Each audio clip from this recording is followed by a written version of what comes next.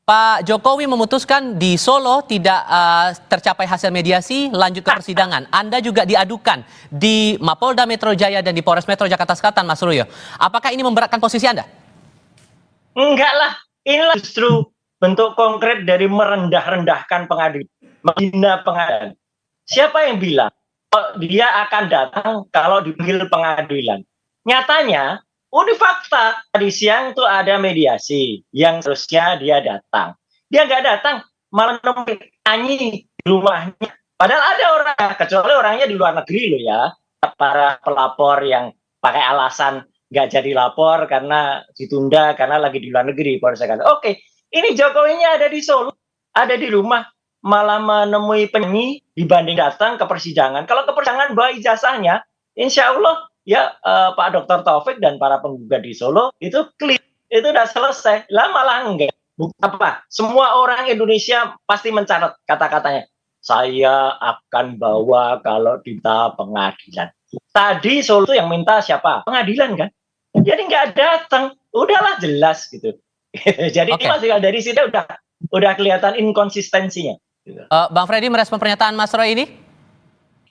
Ya, jadi mungkin Mas Roy dan juga publik perlu tahu ya bahwa kalau sistem peradilan perdata itu sistemnya bisa langsung ya, tergugat itu bisa langsung, tapi bisa juga diwakilkan oleh kuasa. Ini berlaku dalam semua proses, mulai dari mediasi ya sampai dengan nanti di putusan. Jadi kalau pengacaranya Pak Jokowi sudah hadir di persidangan, ya berarti itu sudah mewakili Pak Jokowi. Tidak ada alasan, tidak ada peraturan perundangan apapun. Ya, kalau sudah pengacaranya hadir, prinsipal harus hadir. Bukan berarti tidak boleh, boleh. Banyak juga pengacara bersama prinsipalnya hadir persidangan banyak. Tapi itu pilihan saja, bukan berarti Pak Jokowi di situ melanggar proses persidangan. Dan mediasi menurut Anda tidak akan menyelesaikan persoalan ini, Bang Freddy? Iya, mediasi itu kan memang proses yang harus dilalui. Siapa tahu kedua belah pihak bisa ada titik temu untuk menyelesaikan perkara ini secara baik-baik, kan begitu, tidak sampai ke persidangan. Nah, berarti tidak ada titik temu, artinya tidak ada titik temu. Pihak penggugat meminta apa, pihak tergugat itu tidak bisa menyanggupi atau tidak mau menyanggupi permintaan penggugat. Sesimpel itu sih, sesimpel itu proses peradilan perdata itu. Oke, Mas Roy ada mau ditanggapi? Iya jelas kan, berarti kita lihatlah seluruh rakyat Indonesia menjadi saksi. Kata-kata dari dia sendiri, katanya dia akan hadir, kemudian akan datang di sidang dan menunjukkan kalau diminta pengadilan. Tanpa menyebut apa itu perdata, apa itu pidana. Ya, dan peraturan MA 2016 clear banget, itu memang mengatur yang namanya mediasi. Tadi ada mediatornya, profesor dari Universitas Negeri 11 Maret. Sudah ada semua, sudah diciptakan, negara sudah menciptakan itu. Kalau dia datang menunjukkan itu, kan publik bisa mulai, ini elegan. Oke, Mas Freddy tadi mengatakan pilihan, ya ini pilihan yang tidak elegan, pilihan yang kurang bagus lah gitu. Saya juga, waduh, kok kayak gini yang dipilih gitu. Ini sarannya kurang bagus. Kalau dia datang, menunjukkan bagus. Nanti misalnya ketika di Jakarta, juga misalnya kemarin tanya lapor ya, Mas Tifal. Lapor itu kan ya kita lucu aja lah gitu. Kita lihat aja nanti ya. Orang lapor mau ijazah kan harusnya juga ijazahnya itu diperiksa, disimpan dulu atau disita oleh kepolisian, kan nyatanya juga tidak gitu. So, pembuktian apa yang bakal Anda tunjukkan gitu nanti? Ini Anda sudah diadukan di Mapolda langsung oleh Pak Jokowi, di Mapolres Metro Jakarta Selatan juga Anda diadukan oleh Peradi Bersatu. Bukti apa yang mau Anda tunjukkan nanti kalau dipanggil untuk diperiksa, Mas Roy?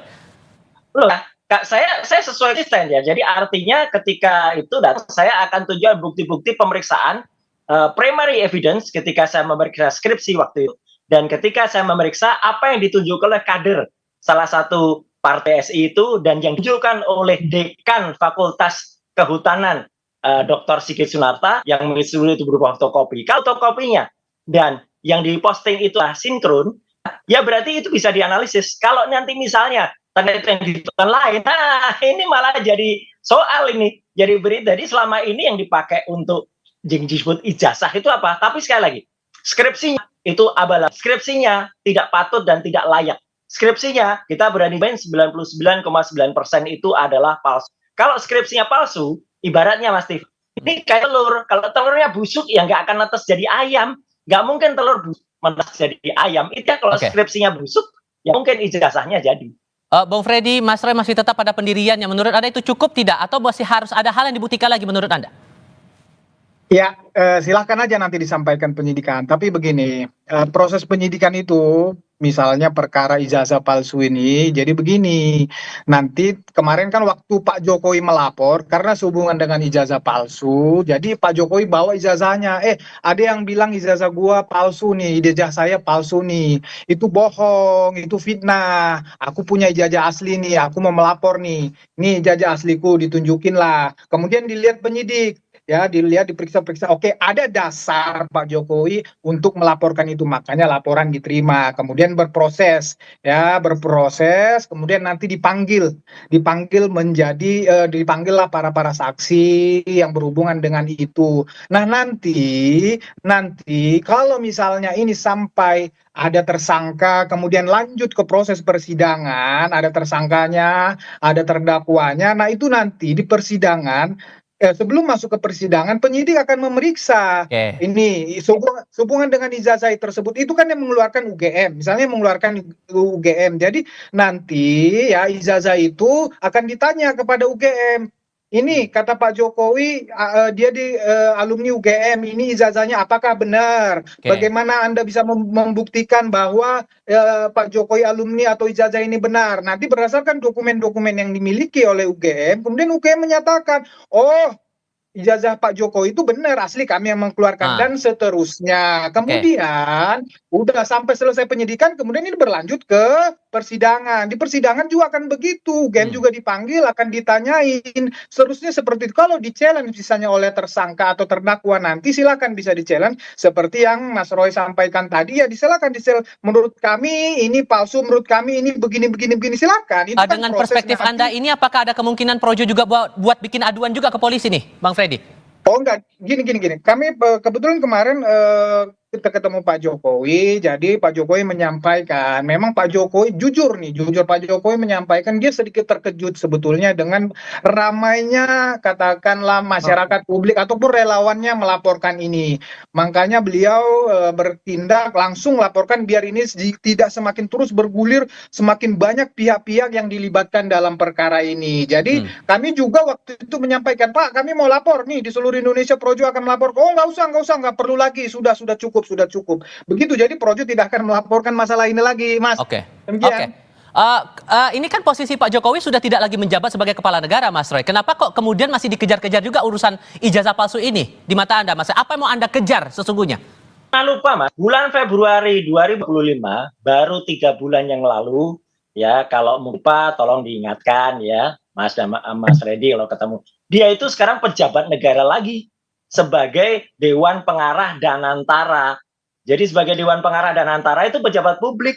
Pejabat publik itu harus bisa dan harusnya bangga. Saya sebagai lulusan UGM, apalagi saya punya 2 ijazah dari UGM, S1, S2, Dr. Rismon juga S1, S2, Dr. Tifa juga S1. Kami sangat bangga dengan ijazah kami. Gitu, dan kami sangat terbangga-bangga gitu, bukan malah terhina-hina gitu loh. Apa ada orang yang lulus susah di atas Gajah Mada yang sangat terkenal, kemudian merasa sehina-hinanya. Kalau kami sebangga-bangganya, Mas Tifal. Jadi ini paradok banget lah gitu. Jadi artinya dia masih pejabat negara gitu. Jadi ada orang pejabat negara sesuai dengan Undang-Undang Keterbukaan Informasi Publik. Tapi ini tuduhannya menghina diri Pak Jokowi loh. Terasa terhina Pak Jokowi dengan tuduhan-tuduhan semacam ini. Gimana merespon itu, Mas Roy? Iya lu aja gitu loh. Kok bisa terhina punya ijazah Universitas Gajah Mada kok terhina? Harusnya UGM juga merasa terhina gitu.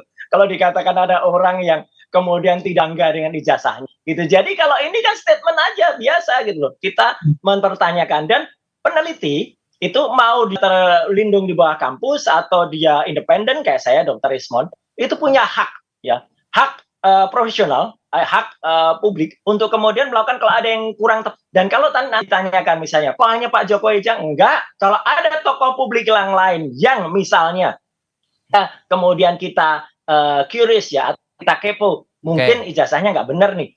Tentu akan kita speak up juga, misalnya yang lagi menjabat sekarang ya gitu, yang ini jual apa yang disuarakan oleh para purnawirawan tadi itu clear banget, itu juga pasti akan dibedah juga ijazahnya. Bukan kepala negara tapi masih menjadi pejabat negara, contoh kasus di Nanantara, Bang Freddy. Makanya kemudian ini masih tetap dipersoalkan. Beralasan tidak menurut Anda, Bang? Itu kan alasan yang dicari-cari aja. Kemudian itu kan belakangan. Itu kan belakangan Dewan Pengarah nggak ada hubungannya lah dengan perkara ini. Jadi begini, ya silahkan nanti Mas Roy dan kawan-kawan melakukan pembelaannya, silahkan. Pak Jokowi bukan merasa terhina bahwa dia alumni UGM, justru dia sangat bangga. Itu yang membuat dia menjadi pada posisi presiden 2 periode, dan ijazah itu yang dipergunakannya yang membuat dia merasa terhina, sehina-hinanya, martabatnya, kehormatannya diserang adalah ketika ijazah yang dia pergunakan, dia peroleh itu dengan sebaik-baiknya itu dia pergunakan untuk menjadi presiden 2 periode dikatakan palsu. Kemudian terus-menerus itu dibangun narasi-narasi seolah-olah Pak Jokowi ini telah menggunakan ijazah itu untuk menjadi wali kota, gubernur, presiden ya, dengan dasar-dasar atau ijazah yang tidak benar. Itu narasi itu di publik menjadi gaduh, itu yang membuat Pak Jokowi menjadi terhina dan melapor, bukan karena beliau alumni UGM. Jangan dibolak-balik, Mas Roy. Oke, gimana Mas Roy? Nah, artinya itu fakta kami pun dari UGM itu ya justru malah merasa bangga kalau misalnya ada ijazah kami. Dan sementara belakangan bukan ya, saya ingat betul ya, saya bukan lupa. Saya menyuarakan soal ijazah ini pada akhir Maret, itu pun setelah tanggal 15 Maret. Dr. Resmond Sianipar itu juga datang ke UGM pada saat pertama pada tanggal 15 Maret, dan kemudian dia melihat, kemudian dia melakukan hipotesa, kemudian tambah lagi kader partai, yaitu pada 1 April itu semua Jokowi sudah menjadi dewan arah dan antara ya seluruh publik menilai nih Mas Tifal. Jokowi itu sudah kalau misalnya dia November sudah jadi rakyat biasa, sampai dengan Januari Februari itu dia belum apa-apa. Nah, kalau ada gugat ijazah di situ mungkin salah karena dia rakyat biasa. Nah, Februari jadi publik clear sekali ya, time-nya itu, time framing-nya itu tepat sekali. Ketika Maret kita teriak, loh ini ada pejabat negara ya, harus mau dong itu dibuka. Dan ternyata faktanya siang ini fakta itu sudah bilang kalau mau menunjukkan keadilan, ternyata tidak mau ditolak keadilan. Ini kan sudah salah dengan statement-statementnya. Lah itu semua itu. Ini sudah banyak aduannya Bang Freddy. Menurut Anda aduan-aduan dari para pihak, dari Pradi Bersatu sudah melapor ke Polres Jakarta Selatan, Pak Jokowi langsung mengadu ke Mapolda Metro Jaya. Apakah ini akan berujung pada hukuman atau gimana Anda membaca prospeknya ke depan? Jadi begini, saya tanggapi sedikit tentang pejabat negara tadi, walaupun nggak ada hubungannya, udah saya sampaikan dan antara dengan ini. Cuman karena Mas Roy berargumen gitu tadi ini, mungkin lagi rame terakhir-terakhir ini bahwa BUMN itu ya dan antara itu tidak termasuk lagi pejabat negara, bahwa Dewan Pengarah itu undang-undang KPK lain. Ya silakan Anda mengatakan lain, tapi saya menjelaskan seperti itu. Nah, kemudian masalah itu tadi ya sudah pasti ini ya, kalau saya juga orang hukum, saya melihat ini akan berujung di pengadilan. Saya melihat ini akan ada tanpa mendahului, tapi karena ini kan kasus yang sederhana seperti yang saya sampaikan tadi. Ini ada tuduhan ijazah palsu yang rame terus di media, rame di publik, nah, kemudian dilaporkan. Ini kan kasus sederhana, tinggal dibuktikan, dan ini saya percaya akan bergulir terus di pengadilan dan akan ada vonis untuk ini yang dinyatakan. Dan bukti dari para pelapor ini cukup kuat menurut Anda Bang Freddy? Pak Jokowi jelas ya. Pak Jokowi jelas sudah membawa ijazahnya yang SD sampai fakultas, itu kan udah sampai universitas sudah. Ini kan bukti yang sudah sangat kuat, bukti autentik kan begitu. Nah, masalah para pelapor yang lainnya kan juga kalau nggak salah saya penghasutan ini tinggal dibuktikan saja apakah perbuatan